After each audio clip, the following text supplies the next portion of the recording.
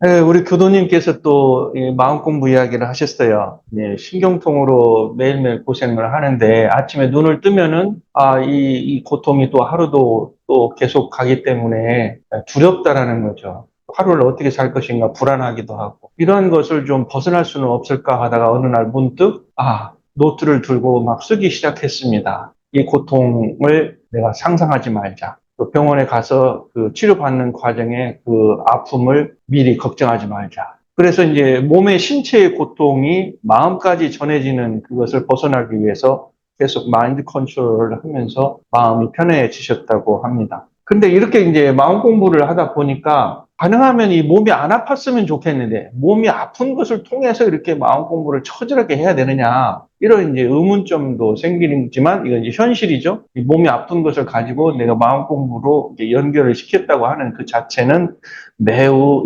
처절한 노력이기도 합니다. 물론 사람들이 다 몸에서 고통, 통증이 없어지기를 바라기 때문에 그렇죠. 그런데 우리는 피할 수 없는 것이 이 몸의 고통은 또 마음의 고통까지 수반을 한다는 거죠. 이것이 참 벗어나기가 어려운데 그 마음의 고통을 좀 벗어나기 위해서 이렇게 마인드 컨트롤을 했다. 이러한 것이 마음 공부가 됩니까? 마음의 그 고통을, 몸의 고통을 통해서 이 마음 공부가 되는 것입니까? 라고 질문을 하셨습니다. 여러분들 어떠세요? 몸이 아픈 것을 가지고 그걸 가지고 마음 공부 하십니까?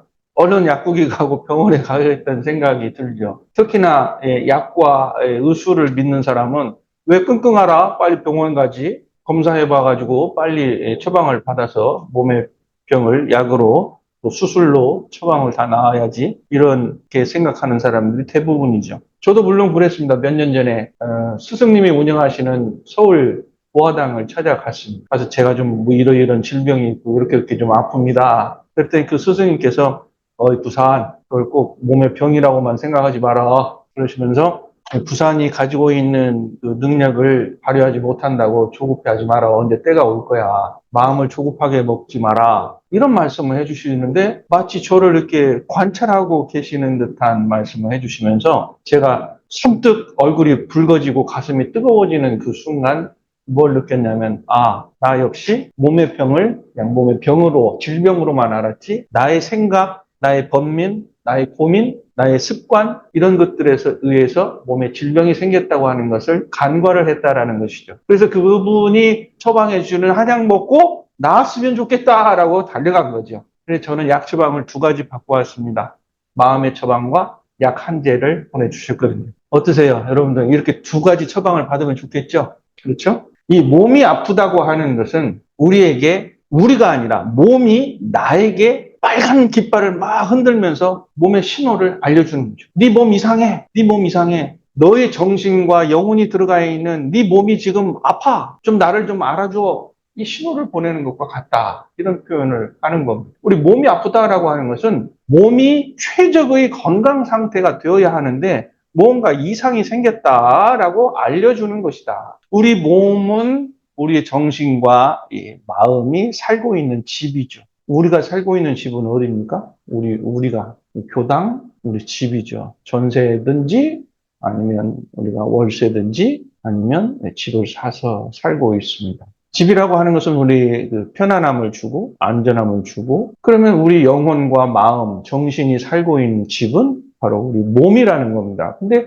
우리 몸이 지진에 의해서 흔들리거나 기둥이 무너지거나 그러면은 가만히 있을 수 없죠. 몸을 고쳐야 되겠죠. 그래서 이 몸이 주는 신호를 우리가 우리 정신, 마음이 주는 메시지와 같다. 그렇기 때문에 그걸 들어야 한다. 그거를 듣지 않고 무시를 하게 되면은 더 큰 병이 온다. 이런 얘기죠. 그래서 우리 몸은 최적의 건강 상태를 갖고 싶어 하는 것이기 때문에 우리는 우리 몸에 대해서 사랑의 메시지를 전해줘야 된다. 우리 몸은 나라고 하는 정신, 영혼을 사랑하고 있어. 사랑하고 있어. 근데 나의 정신과 나의 영혼이 이 몸을 무시하고 있어. 그럼 이게 뭐예요? 짝사랑이죠? 그러니까 몸은 나를 사랑하고 있기 때문에 나도 내 몸을 사랑해야 된다. 그러니까 내 몸이 원하는 최적의 건강 상태를 유지하기 위해서 무엇이든지 할 수 있어야 된다. 그러잖아요.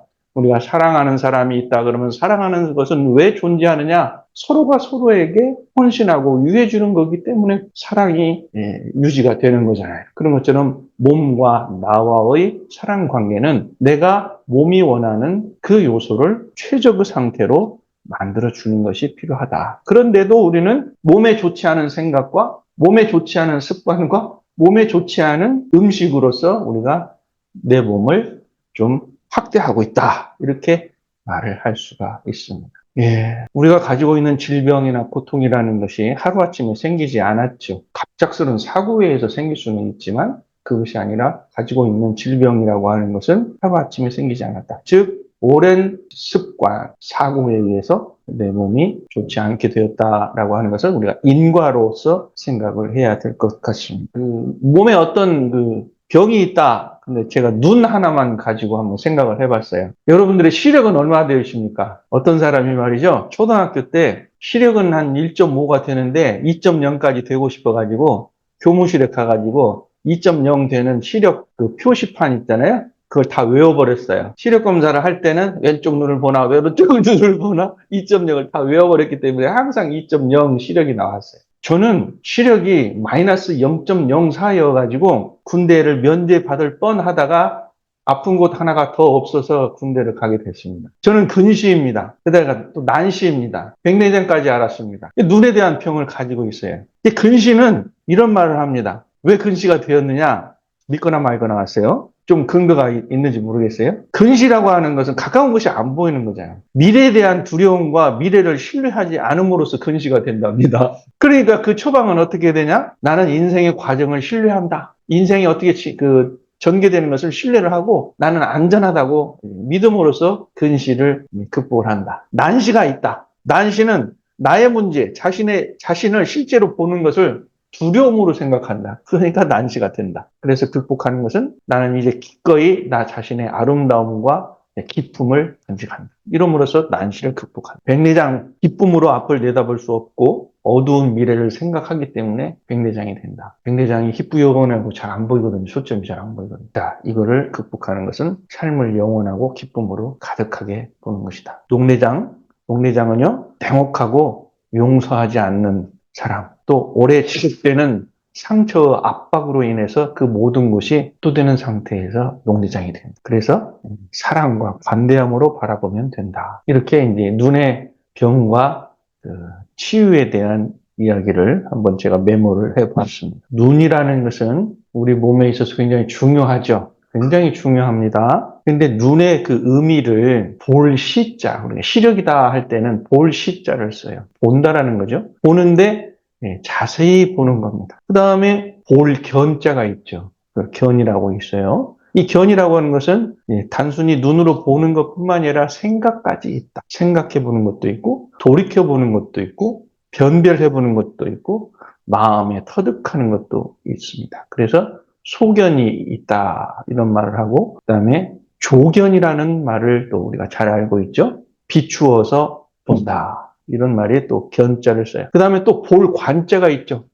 관찰한다고 하는 관자. 이 관자는 뭐예요? 자세히 들여다보는 것이고 완전히 이렇게 드러나는 것을 볼 관자라고 합니다. 이 볼 관자는 또 단순히 이 육안을 통해서 보는 것뿐만이 아니라 내면에서 정신적으로 보는 직관의 그런 의미를 쓸 때, 그래서 눈에 보이지 않는 것인데 내면의 것을 통해서 보는 것을 직관이라고 하지요. 우리들이 육체적으로 가지고 있는 것을 육안이라고 합니다. 육안과 반대되는 개념의 말은 뭘까요? 심안이죠. 제가 앞에 눈의 병에 대해서 여러 가지 말씀을 드렸지만 심안이라고 하는 것이 있습니다. 그럼 심안이라고 하는 것이 뭘까? 마음의 눈으로 본다는 것이겠죠? 마음의 눈? 그래서 중생은 육안으로 보고 부처님은 심안으로 본다는 말씀이 있습니다. 그래서 심안이라고 하는 것을 또 다시 붙여불자 불안이라고 하는데 이것은 사물을 살펴보는 분별하는 그 능력을 소지를 하고 있고 또 그러한 사물을 분별하는 그 작용을 우리는 심안으로 본다. 그리고 또 부처의 눈으로 본다라고 하는 것은 자비스러운 눈으로 본다. 자비스럽게 생각한다는 것이겠죠. 모든 것을 바라볼 때 법으로서 이치로서 바라보는 그것이 바로 심안, 부처의 눈, 불안이라고 합니다. 그러니까 중생은 육안으로 보기 때문에 육안, 즉 난시, 근시, 녹내장, 백내장 뛰면 잘 안 보이는 거죠. 불안, 심안이라고 하는 것은 그것하고는 멀리 사물을 꿰뚫어 보고 이치를 바라보고 자비스러운 눈으로 볼 수 있다는 것이죠. 그래서 대산종사님께서 시각장애인들을 대상으로 법문을 해주신 게 있으세요. 부처님은 5개의 눈을 갖고 계신다. 첫째는 육안으로 일체 색, 모양을 구별하는 보통 사람의 그 눈을 갖고 계신 거고, 두 번째는 천안, 하늘천자 천안을 갖고 계신다. 이것은 삼세를 꿰뚫어 보는 신령스러운 눈이다. 그 다음에 해안이 있다. 지혜의 해자. 대소윤회의 이치를 보고 일체 선악 시비를 분별하는 지혜로 보는 눈이 있으시다. 네 번째는 법안이다. 견성성불에서 일체의 법을 중생을 제도하는 그러한 법안이 있으시다. 이렇게 4가지 눈을 가지고 있는 그것을 불안이라고 한다. 부처의 눈이라고 한다. 그렇기 때문에 이 부처의 눈을 가지신 분은 바로 일체 중생을 대자대비로 보고 중생을 제도하시는 눈으로 바라본다. 그러니까 지금 여러분들이 시각장애인이다. 육안이 안 보인다. 그 육안만을 가지고 한탄할 것이 아니라 부처님의 불안, 심안을 가지도록 해서 성자가 되기를 바라노라라고 하는 법문을 해주셨습니다. 여러분들은 심안을 어느 정도 갖고 계세요? 이론상의 진리를 깨닫게 되면은 우리가 가지고 있는 이 눈이 바로 법안이고 심안이라고 하는 것을 알게 될 때에 그때에 우리의 눈을 사용할 때 원만구족하고 치공무사한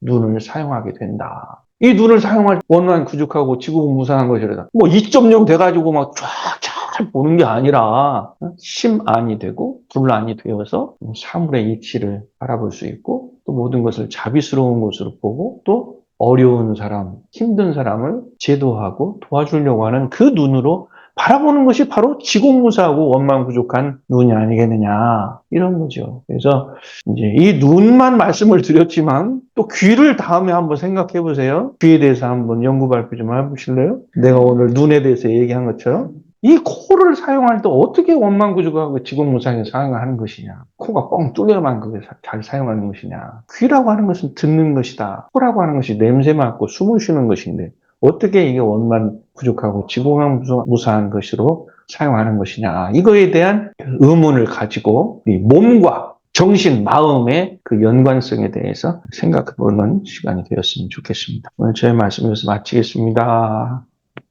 감사합니다. 감사합니다.